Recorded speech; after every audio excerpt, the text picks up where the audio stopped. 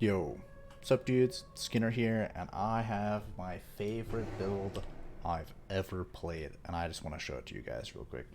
This is a Corrupting Cry champion, and it is so fun. I'm just going to show you a quick Hydra map, and show you why I love this build so much.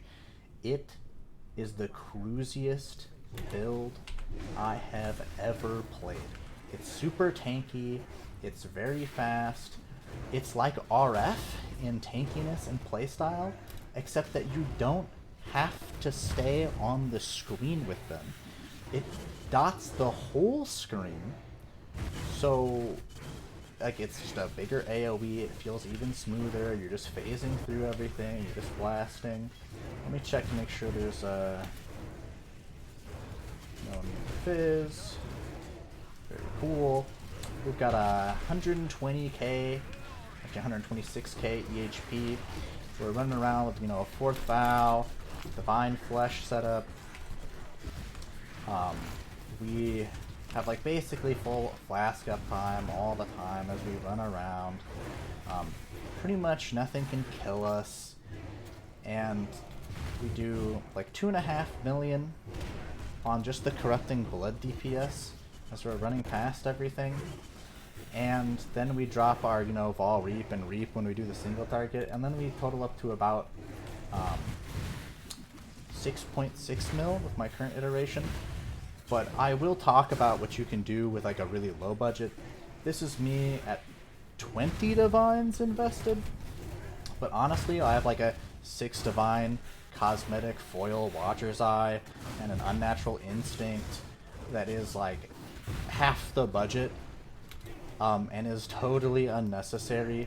They're not even best in slot, they're just I just wanted to have a little bit bigger AoE and stuff, but you just don't need any of that shit, dude. I've just been destructive play, just farming the holy shit, what are they called? Invitations, and just selling Maven's Writs and Watcher's Eyes. I mostly just do Elder Slayer, Elder runs, and it's just so fucking smooth. It's so nice. It just blasts. So let's talk about the way this tree works real quick. It's real simple, it's real efficient. I'll have the POB down below. The idea is that you have a level 1, where is, the fuck is my, you have a level 1 General's Cry, 20% quality. It reduces the cost down, and the General's Cry you use because it has the lowest base cooldown time, right? And then that triggers your Corrupting Cry. We use a Cane of Kulamak because Cane of Kulamak has this really nice +3 to the level of socketed support gems. This is a really good cane. I bought this cane for 1 divine with the perfect fizz dot multi. I started off this build with this one, which was a low roll. It was 40 chaos. You can buy a similar +3 socketed fizz dot multi one for 50C at the time of this recording. I can't promise this in the future. You only need a 5 link. Even right now, my 6th link is just AoE. It's just increased AoE. You could put life tap, which would do more damage, but you don't need more damage on your corrupted blood, right? Your single target, sure, you're getting 2.5 mil from your Corrupting Cry. Your single target is going to come from the fact that you're going to use Reap, okay? Half of my budget is this cosmetic as fuck Watcher's Eye. That's not even best in slot. Just a dot malevolence 1 would do more damage. It's just, it has 2 decent mods, increase fizz, armor determination, and then this, right? Plus some awakened gems that I'm using everywhere, some awakened level 5s. Otherwise, you want a 6 link 4th vow. This is 2 divines. You want divine flesh. You want to max your chaos res. You'd be nice and tanky at that point. The first thing you're going to do is you're just going to get life, stats, resistances on all your stuff, right? You're going to get your Canacula for 50C. And once you have that, that's like a total investment of like a divine. You can at that point do 2 million damage and just run through the map. This is all my original gear that I started this build with. I had this chest for 20C. It was great. I had this belt for 5C. These 2 rings were 5C each.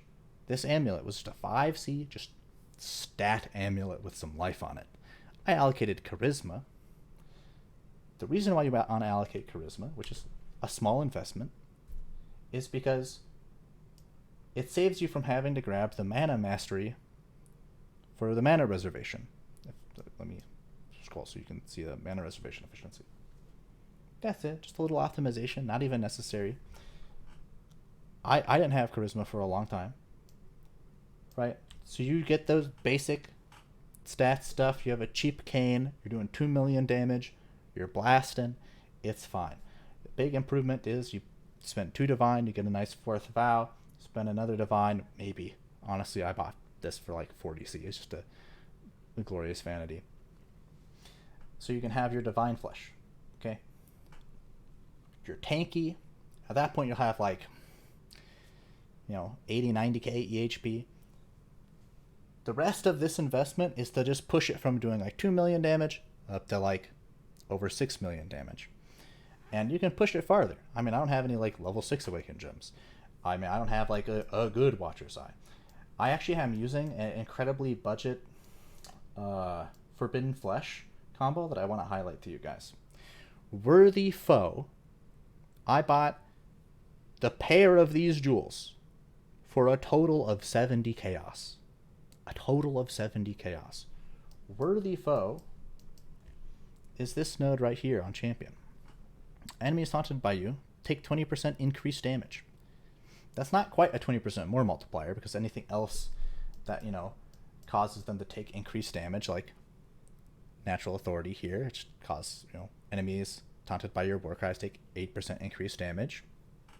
They add together to be a single multiplier. If you have Shock, it's going to add to it as well. Right? But it's still like, 15% more damage. It's giving me like over 600k DPS for those Forbidden Flesh and Flames, and they're super budget. There's a bunch of other good Forbidden Flesh and Flame options. It's stuff you can steal from Slayer, stuff you can steal from Gladiator that just gives you like more damage and charge sustain. Some really nice thing is that you recover 15% of your life every time you Warcry. So you're just always getting a ton of life. You're a champion. So you are just cannot be stunned. You're always fortified. This other Warcry thing, you remove all damaging ailments when you Warcry. So you don't have to even be worried about being ailment immune.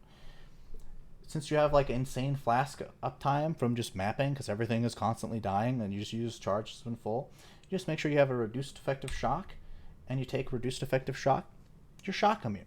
Who fucking cares? Low investment. You're good to go. Right? Since you're running fast, you just grab Soul of Lunaris. Good. Run faster. Get a little more, damage reduction. This build just feels good. You're going to run for auras, Malevolence, War Banner, because it says nearby enemies take increased physical damage, right? That adds together with the other stuff, right? For one multiplier. You run Pride, you run Determination, and you run Herald of Purity. This is just more phys damage, right?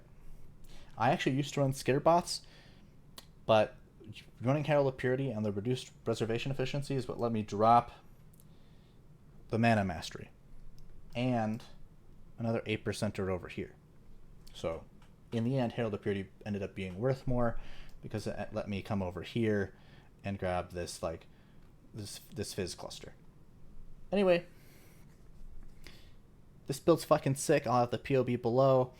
I'll outline the links real quick, just so you guys can understand. So we have Corrupting Cry linked with General's Cry. The most important ones is we want Brutality and later Awakened Brutality.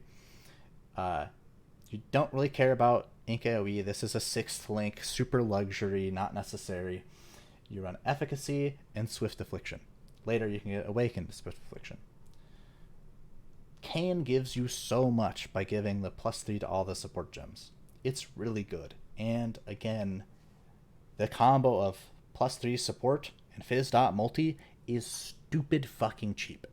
It's been cheap the entire league. I don't understand. I got a perfect fucking roll for a Divine. Okay? Like, and then, another Divine to 6 link it, right? I mean, it's cheap. For other defensive layers that you want to upgrade to, right? I did buy, fractured spell suppression bases. Just a little bit of suppression goes a long way. You never have to cap spell suppression. It's nice. I would like to. But the only way to do that is like the shield variant of this build, where instead you have Corrupting Cry in your gloves and you do the essence to have 30% more damage and all that stuff, right? We're not going to bother with that. A little bit of suppression's nice, though. You want your, Fizz taken as fire. You want the open prefix, so you knew Fizz taken as fire, right? That's all you're looking for on like a helmet, right? You want to mitigate your Fizz hit. The only thing that can even kill you is a Fizz hit. For your gloves, a similar thing. It's nice to have suppression, but you don't need it. I didn't have suppression the majority of the time I had this character. I had these gloves for 5C. Okay? I didn't even bother putting the implicits on them. I didn't need them. I hit level 97 with these. Okay? And I hit level 97 with this. It was only recent the upgrades where I was like, I should craft some spell suppression. I have fuck tons of money because I just don't need to spend anything. And that's when I started getting these luxury upgrades. This build's great. You should play it. It's super fucking fun. I have never felt like more of a god. This is the easiest, cruisiest bosser, and you literally just can ignore maps and you full clear them on accident. Anyway, play RF but better. Come play Corrupting Cry Chieftain. Champion. Not Chieftain, bro. Don't fucking fall for that trap.